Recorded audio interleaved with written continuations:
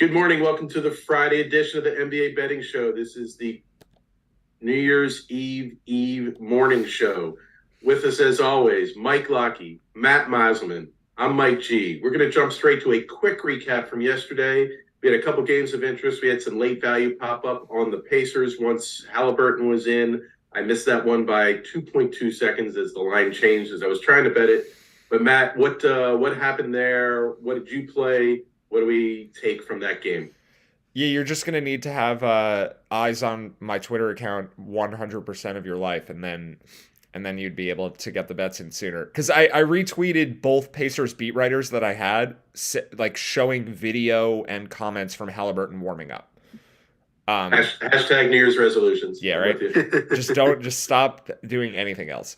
Um, what we had talked about in the morning was if Halliburton goes through shoot around, we probably can assume he's playing. And they didn't have shoot around, but warmups is basically the same thing.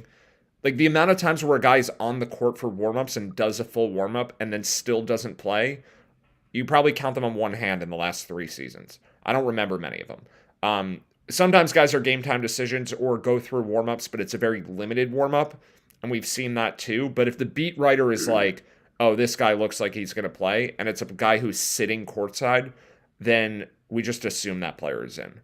So the Pacers were like +5, and we were projecting around 1.5 to 2. It was like a 1 unit bet, and the game went well. I mean, I think it is a little weird that the line, and we talked about this yesterday morning, the market didn't really agree with us, or we didn't agree with it, or whatever. Like the Cavs are a little bit overrated, just in general, and the Pacers are a little bit underrated still. I think part of it is Chris Duarte is back, and Yeah. they are playing a better rotation now. So our ratings like them in part because Jalen Smith rates really poorly and his minutes have been decreasing. Isaiah Jackson is the same thing. And the Pacers have decided to go with smaller lineups, which you would think is kind of a problem against Cleveland, but the smaller lineup just happens to be the best version of their rotation. They're just playing better players overall. So Aaron Nesmith and Andrew Nembhard, like these guys are around average ratings, and Chris Duarte is a slight positive. Like this is not a bad group of players, and then Halliburton's obviously really good. So playing those guys instead of like Jalen Smith and Isaiah Jackson, who are bigger, it just makes the team a little bit better. And as long as Miles Turner is healthy, I think we're going to see this team be slightly above average. But if Turner were to get hurt, then they would have, or traded, they would have to play these pretty bad players because then they have no size. And then we have to see Jackson and Jalen Smith play a lot more. So the Pacers, as we've talked about, there's a pretty steep floor for this team if they make a move. They're not a deep team, but for now, they're not bad. And this line just should have been lower than it was with Halliburton playing. So game went well. I wish you that everyone could have shared in all of the profits and glory of the game, but hopefully at least most people were able to. Got it. All right, let's So move on. We had okay, some. We were saying to keep an eye on that next game for Jalen Brunson news, expecting the market maybe to react more than we would, right? Because we do value Emmanuel quickly I think it was amongst any one of piece the better of backups. positive Knicks news, right? That was what I yeah, recall. So the first piece of positive Knicks news was the Devin Vassell not playing, right? Is that accurate? yeah. I got a little bit wrong with this, just in the estimate of the player impacts because Josh Richardson actually rates pretty well, and he wound up playing a lot in place of Vassell, and the team rating wasn't hurt as much by that as I thought. If Keldon Johnson had also not played, it would have been a much bigger problem, but Richardson hasn't been playing, and they used him instead of big minutes from like the weird players I mentioned, Doug McDermott being one of them. Like if McDermott plays a lot, the Spurs rating just goes in the toilet. And Malachi Branham and whatever, like they have some weird players. But Josh Richardson playing and Keldon Johnson obviously playing, it wasn't as bad of a Spurs projection as I thought.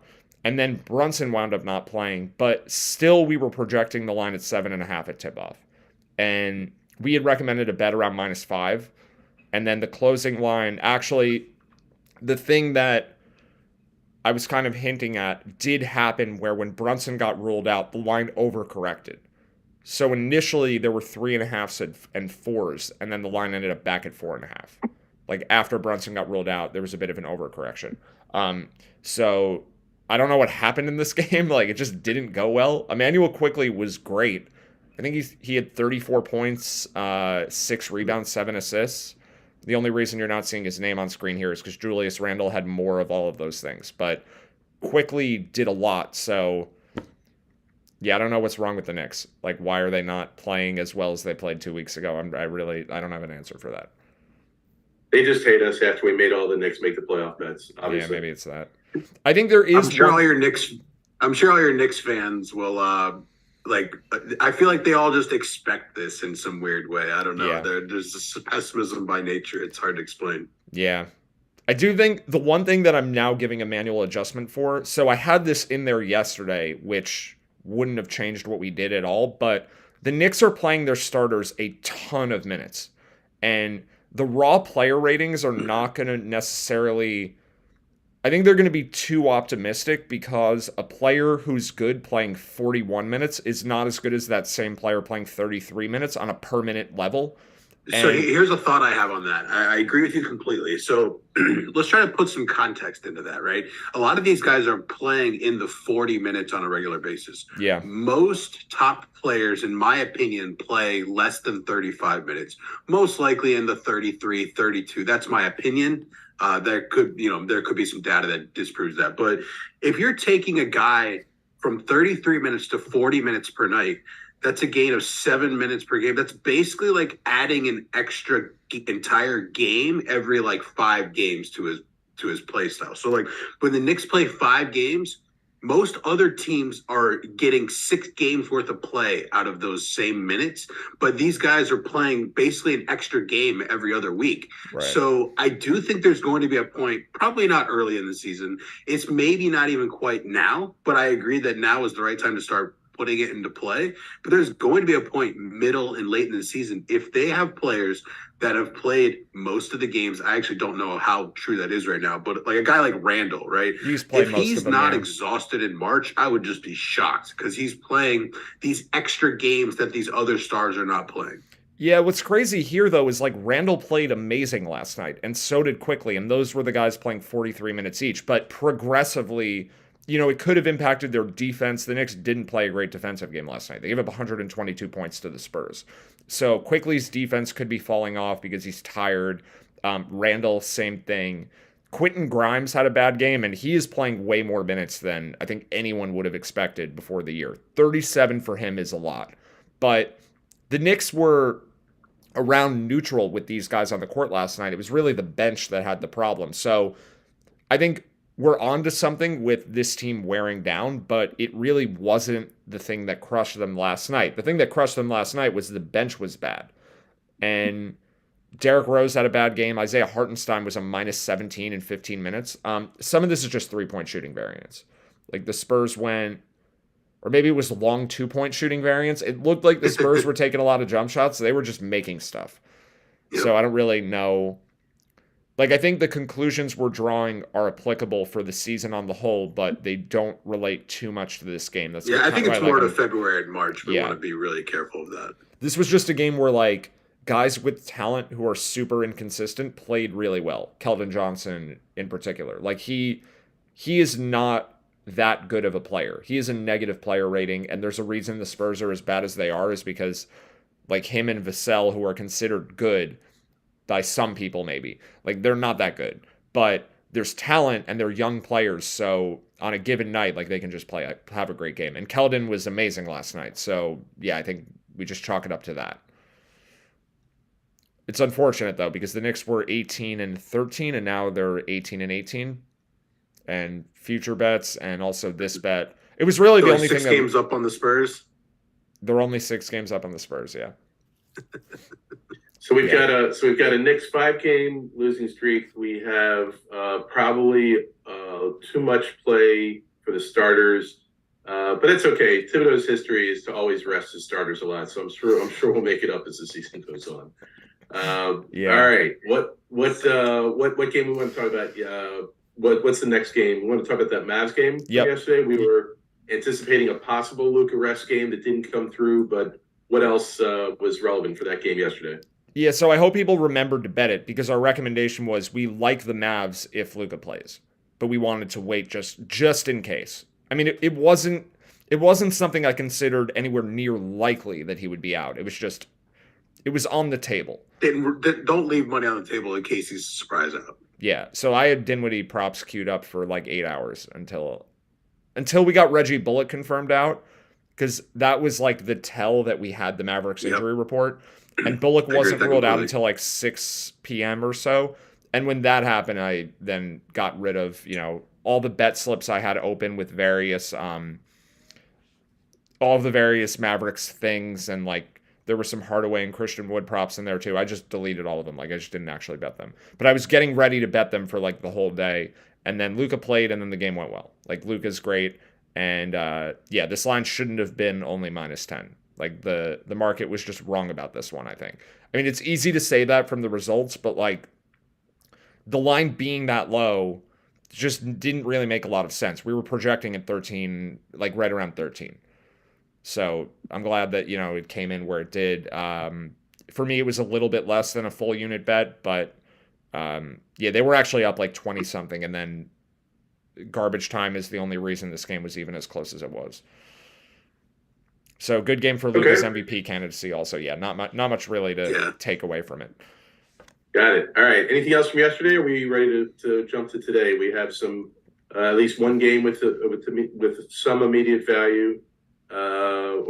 Anything else from yesterday that you want to cover? I just want to, this is going to be like a segue into today, but I'm just checking the Raptors box score again.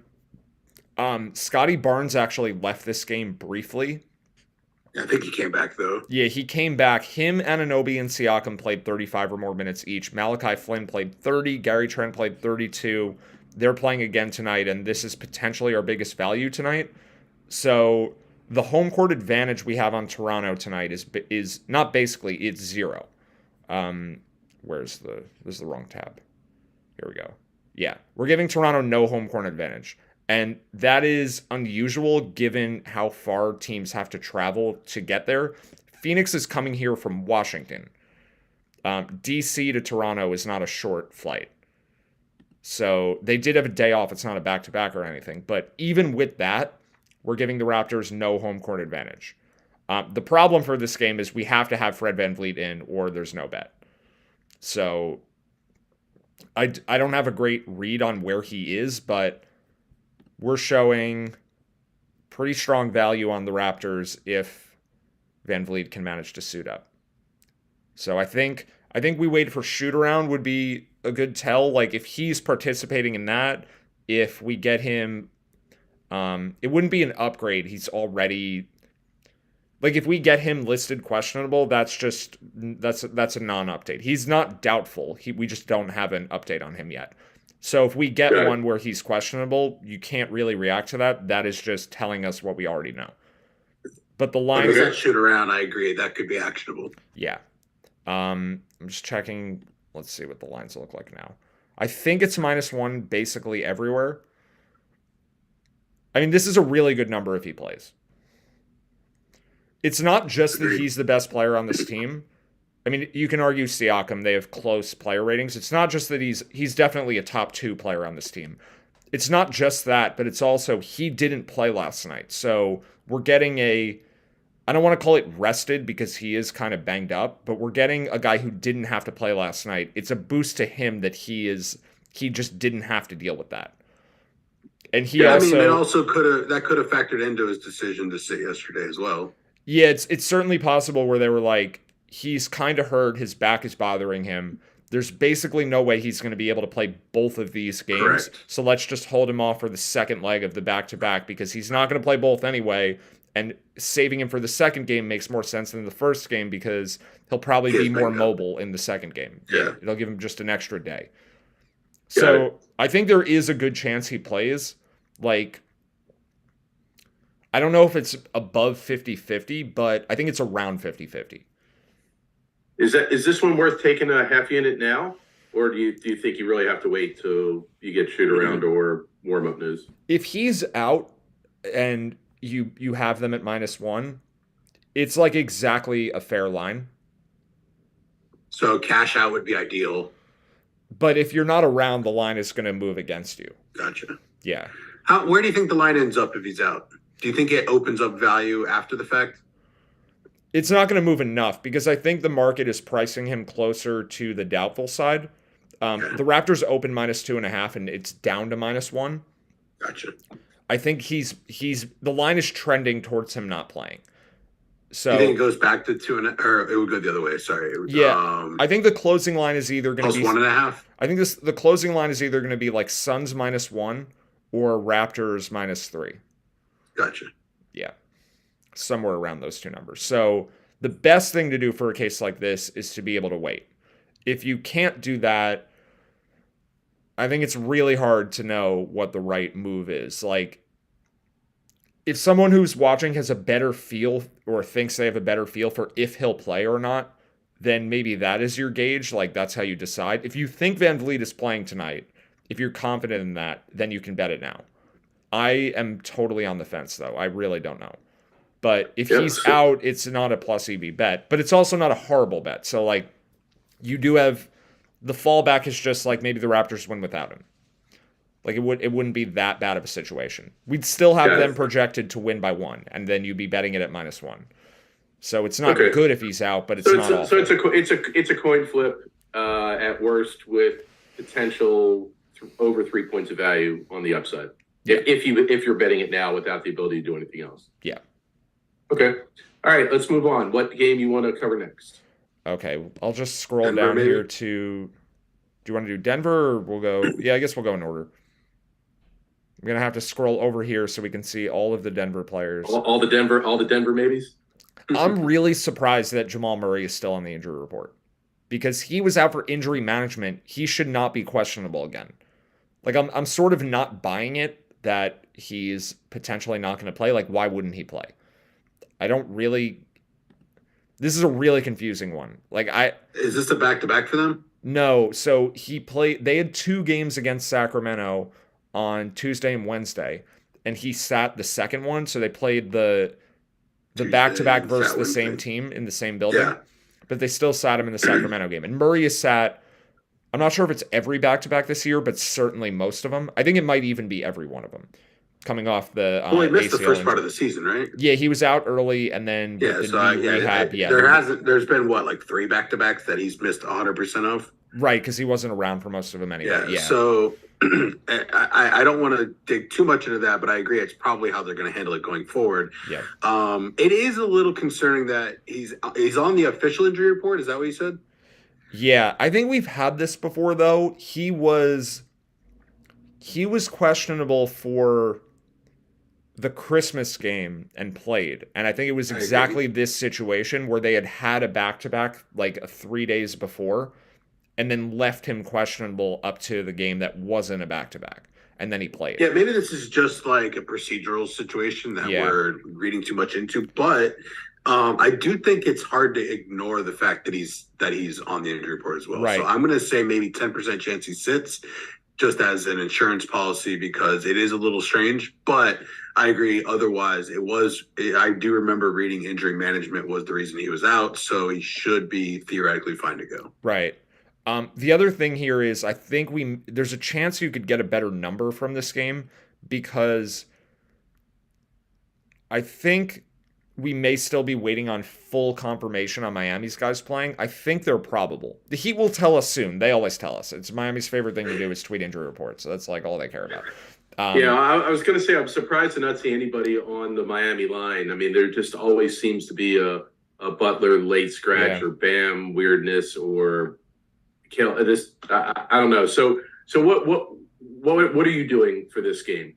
Are you doing anything now? Are you just waiting to see where the news breaks? So if Aaron Gordon and Bruce Brown are both out, even if Murray plays, we really don't have a bet.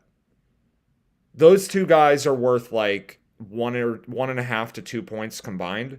And that puts us like right on the fringe of maybe not having a bet. Because I clicked off the screen. My bad. 2.9. Like that gets us down to right around 1.5 points of value, which is not like it's kind of vague what Denver's new rotation will look like because they may choose to play DeAndre Jordan, and then it's worse. Like we don't really know what they're gonna do on a game-to-game basis. It seems like whether or not they play DeAndre is a little bit determined by who their opponent is. I was just gonna say, how matchup driven is that? It's a decent amount matchup driven. Well, Miami doesn't have a backup center, which should help. Yeah, I agree. Yeah, that should help because Dwayne Dedmon is out. So that's potentially big because it means DeAndre Jordan doesn't have to play. Gotcha. I don't know if they'll run him out there against Udonis Haslem. That would be fun to watch. But we're that's a plus matchup for us, right? Yeah, that's the only guy in the league who's worse than DeAndre Jordan is on the other team.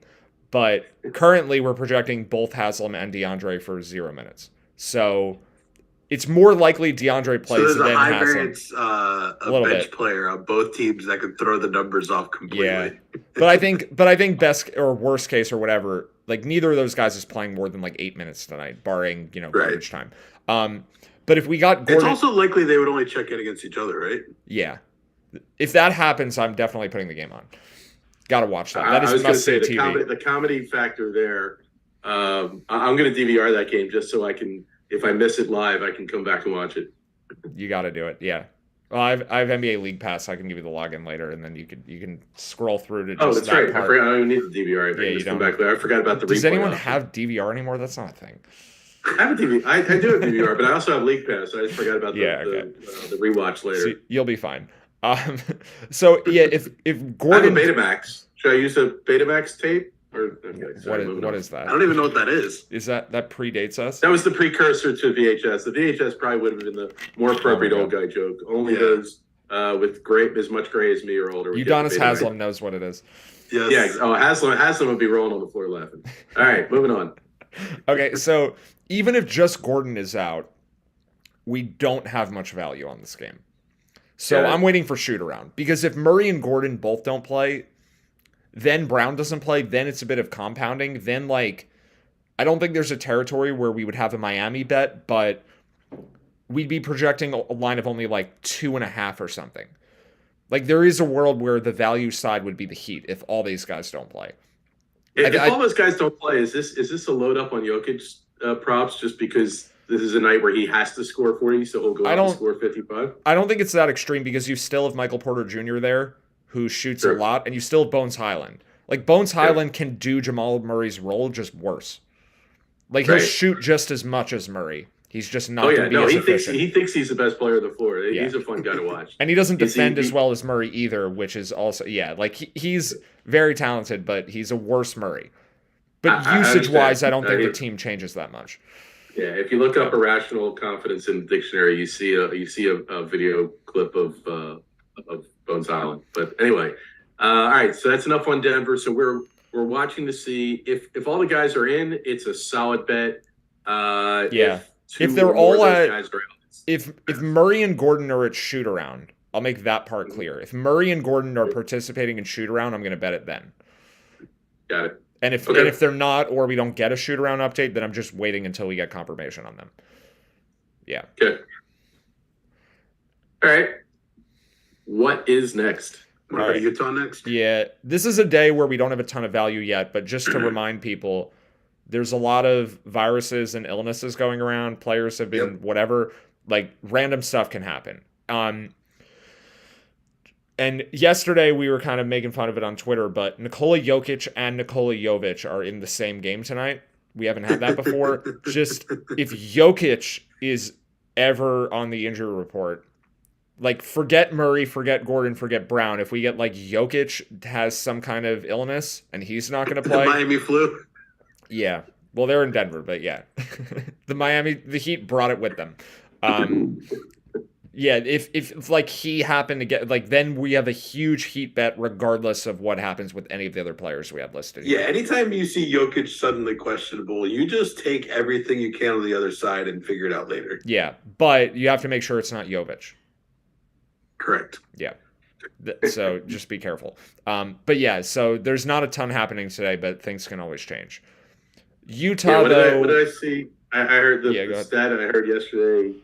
Denver is, I think, plus 14 per 100 possessions. They're plus 14 in Jokic minutes, and when he sits, they're minus 11. in per 100 possessions. So you got a 25-point swing, whether he's in or out. So yeah, He's Jupiter, bro. Yeah, make sure it's the right Nicola, but otherwise pound it if he's out. But yeah, so our lots projected over here. line change for him is 13. That's what we would have. I'm not listing him here. There's nothing wrong with him that we know of, but I'm just saying. Right. No, I'm with you. He's worth All about right, so 13 points to the spread. 13 Yeah, points. Wow. 13. Right. As we learned in the at the opening of the show, just forget anything else you're doing ever, anytime. Just watch Matt's Twitter account and find out what to do. So, Yeah, it's not that complicated. I don't really Right. understand the problem. moving to the next game. What do we want to talk about next? Yeah, we've got like a half unit to 3/4 unit bet on the Jazz, who are a bit underrated. They've lost 2 games in a row. I think like the market is going a little against them. The Kings in general are just a little bit overrated, and we just have like a public mismatch of perception around these teams. Like Utah is better than Sacramento, but I think the general consensus is that these teams are about even, or maybe even Sacramento is a bit better. So we're getting a line of 3.5, and we're projecting it around 1. Gotcha. So 2.4 All right, point edge. Yeah. I don't usually like doing this, but I'm going to raise the possibility. I see nothing on there about Sabonis. Yeah. You know, if something were to happen where with that, again, he's got a fractured thumb. He did play and played really well in that last game. If he has some weird swelling and has to sit, what that's going to move the line quite. If I remember, it was over 4-point value for him. 4.5 point estimate for Sabonis. Yeah. Okay. So that would move our projected line to like Utah minus 3.5. So this becomes, if Sabonis were to get downgraded, this would be an enormous bet. Right. So again, we're not saying that's happening. It's just, there's some very, very small percentage. Hard to ignore. But it could just be Sabonis has figured out a way to play through the pain, or that he's able to compensate for it, because he did not look like he had any kind of injury the other night. So I also think we have to watch the Utah side. I don't have anyone listed for them, but they play tomorrow. They're playing Miami at home tomorrow. Like, could we get Conley sitting the front end of a back-to-back? Not impossible. And Conley isn't worth as much as Sabonis, but he's worth quite a bit. He's like 2.5 point impact. Got it. So, and also from watching the last Jazz game, Lauri Markkanen was like a little bit hobbled. He like banged his hip early in the game. He played the rest of it and played well, but it wouldn't be totally shocking to get Utah sitting 1 or 2 guys because they play again tomorrow. And they do play at home tomorrow. This is a road game. It's like the end of their road trip. So I'm actually going to hold off on this game for now, just to make sure that we have everyone for Utah ready. But if Sabonis were to get downgraded, that supersedes everything. Like if Sabonis were out and Markkanen were out, that is huge advantage to Utah. Sabonis is way more important than Markkanen. Markkanen's spread impact is like 1 or 1.5. Sabonis is like 3 times as high. Okay. So, any negative Sabonis update, certainly going to bet more on Utah. We do have one other game to talk about that I almost forgot, but Utah is going to be a bet, I think, before tip-off, possibly earlier if we get news. That's how I'm treating this one. So, a lot of waiting around today, and this next game is going to be more of that also. Okay. We have a LeBron questionable. We kind of just went right past it because we were starting with sad Fred VanVleet. But LeBron is also questionable tonight, so that is certainly something we want to monitor. It's pretty simple, though. We have a 1-unit bet on Atlanta if he's out. Our favorite team to bet on. I don't have DeAndre Hunter listed here. He's technically questionable, but he's going to play tonight. We just got Kevin C's update of shoot around, and DeAndre Hunter's there.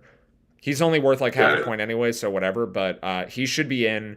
So, LeBron is on the injury report as questionable. Gut feeling he plays, but if we get the downgrade, then we like the Hawks, for sure. As LeBron's rating continues to rise, but Alec Burks' rating has been rising too, so maybe he'll catch him. All right, that's what our audience is clamoring for. They've been waiting. I'm picturing for the that. chart. Yeah, the chart that's measuring the Alec Burks and LeBron player ratings. Yeah, Alec Burks was up here and LeBron was here, and then LeBron has been like going up, but Burks is now starting to follow along. All right. Stay tuned for future exciting graphs to come. But It's anyway. one of the greatest. Hey, Dolly, player look up bu- photos of Alec Yeah, Burks. that's right. We might have some computer-generated AI graphs. All right. Anything else for today? Nothing else for today. We do have a couple back-to-backs for tomorrow. The Utah-Miami game, we're not going to get a line. Like, both teams there are on a back-to-back tomorrow. So Yep. that'll be an interesting one. And then I think that might be the only one. Oh, no, it's not. I think tomorrow might be our first Embiid rest game in quite some time. Ooh, those are Okay. fun. New Year's Eve in Oklahoma City. Like, after playing New Orleans tonight, like, when was the last time he got a game off? He has played a bunch of them in a row. I feel like Philly hasn't had back-to-backs because we haven't even mentioned this as a possibility in a while. I feel like they haven't had many either. Yeah, the only I don't know how much this matters, but so Maxi's coming back tonight, right? Yeah. He's scheduled to play tonight. So I don't know. Do they try to build some rebuild chemistry with after Maxi having been out so long? Yeah, let them I play don't know. tonight and sit tomorrow. Yeah, no, I'm with you. Yeah, I have no Philly insider news on that one. All right, well, just to put numbers on it, we would have OKC projected like +6 or 7 tomorrow if Philly is fully healthy. And if Embiid were out, it would be like a pick'em. So Got it.